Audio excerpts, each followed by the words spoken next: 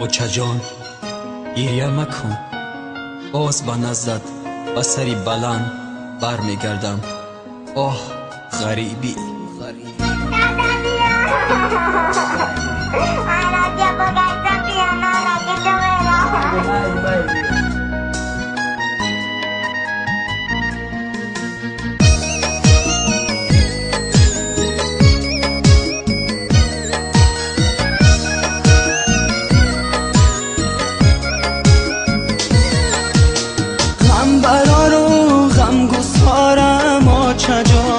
در غریبی خارزارم آچه جان، در غریبی خارزارم آچه جان.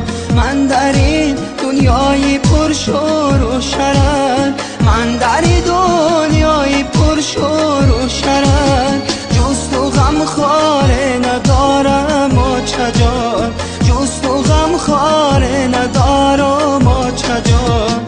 آچه ای جان آچه جان، آچه ای جان آچه جان، آچه ای جان آچه جان، وای آچه ای جان آچه جان.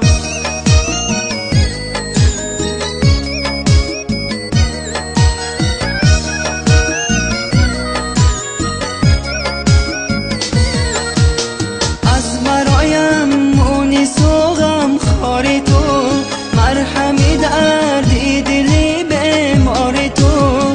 سالها بودم چو در ملکی غریب، در رهی من چشم انتظاری تو، در رهی من چشم انتظاری تو، در رهی من چشم انتظاری تو.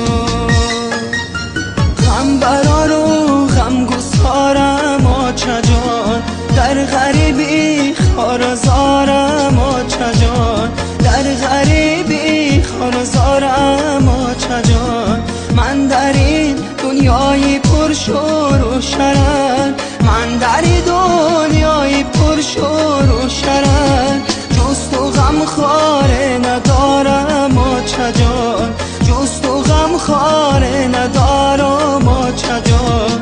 آچه ای جان آچه جان، آچه ای جان آچه جان، آچه ای جان آچه جان، وای آچه ای جان آچه جان.